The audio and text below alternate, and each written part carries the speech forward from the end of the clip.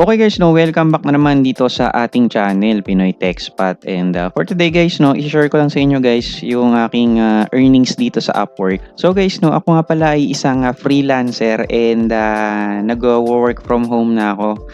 Started last 2022 guys, no. So last 2021 guys, ako ay isang corporate employee sa isang manufacturing company guys, no, dito sa Pilipinas. And nag-decide ako guys na mag-resign and mag-freelance na lang, no. So, yun yung little bit ng background ko before na nagtatrabaho ako bilang corporate employee. So ngayon guys, napaka-rewarding ng pag-work from home and akalain mo dito ka lang sa bahay, kumikita ka ng mga extra income aside doon sa iyong main income guys, no. So as of now, ito yung first client ko sa Upwork and ngayon is na-receive ko na yung kauna-unahang sahod ko guys, no.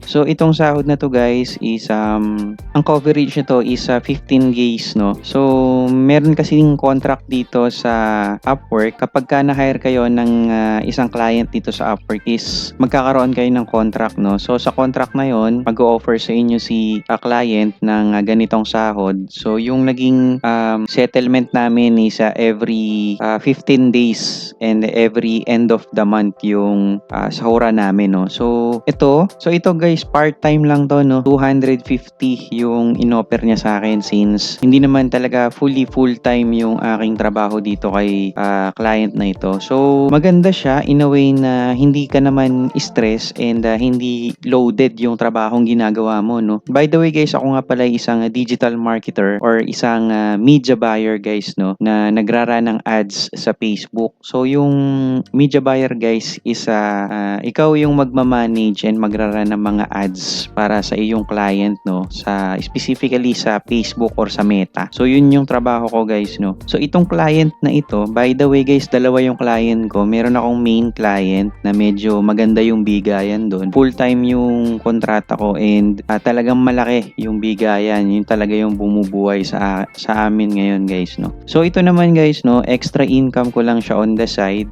So nag-apply ako sa kanya. Randomly nag-apply lang ako sa Upwork and luckily nakuha niya ako. And ito na guys, no, $125 yung offer niya sa akin every 15 days. Ang coverage niya guys is June 24 to July 5, no. So yan yun. And yun na nga yung pinakita ko sa inyo kanina, nandito na siya. So nagtataka kayo dahil almost $100 lang yung na-receive natin dahil may mga deduction guys si Upwork na kailangan nating bayaran. Meron din siya mga charges kapag nag-transfer tayo sa ating main bank, no. So as of now guys, samahan nyo ako guys dito sa maliit na wins ko and withdrawin natin itong pera na ito guys. So by the way guys, no, itong client na ito is nag-uusap lang kami through WhatsApp and talagang napaka-flexible ng trabaho ko dito guys, no. Flexible siya in a way na hindi ko kailangan mag-time in time out, hindi ko kailangang mag-update sa kanya from time to time or araw-araw. Mag-update lang ako once na meron akong na-accomplish within that day na major, no. And syempre hindi naman yan require yon pero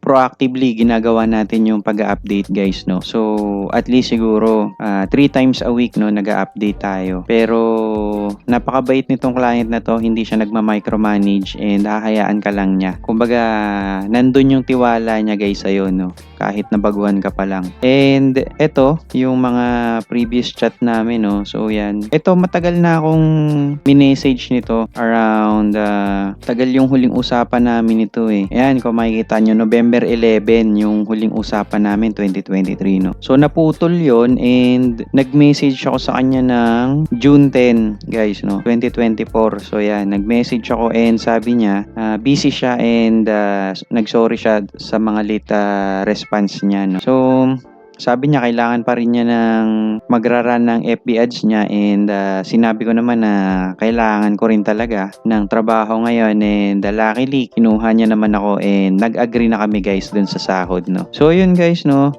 sa mga aspiring na media buyer, sa mga naghahanap ng work from home or nag-a-aspire na maging freelance, no, maganda mag-aralin nyo tong media buying and gawin nyo lahat ng makakaya nyo guys, no, para pag-aralan siya from start until dahil kung ano man yung matapos nyo, no? Dahil napaka-rewarding ng trabaho na ito and napaka-rewarding ng pagiging freelancer and pag-work from home guys, no? So, wala na yung stress na katulad sa corporate and dito ka lang sa bahay kasama mo pamilya mo habang kumikita ka ng dollars guys, no? Okay. So, yun. So, ayan guys, no? We-withdrawin na natin siya.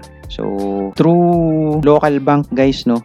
Kinonect natin yung ating bangko dito sa ating Upwork and ngayon tatry nating withdrawin guys. So, ayan, meron siyang bayad guys na $0.99, no? So, okay na yan, bigay na natin dahil wala naman tayong magagawa guys, kailangan talaga. So, get paid.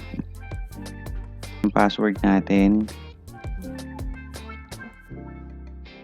Okay guys, no, successfully na-withdraw na natin yung earnings natin dito sa Upwork, no. So yun lang guys, no, sipagan nyo lang sa pag-apply kung kayo ay naghahanap pa rin ng trabaho dito kay Upwork. Sipagan nyo na sipagan and galingan nyo sa napili nyong karera dito sa pag-freelance. And yun lang guys, no, maraming salamat and God bless you.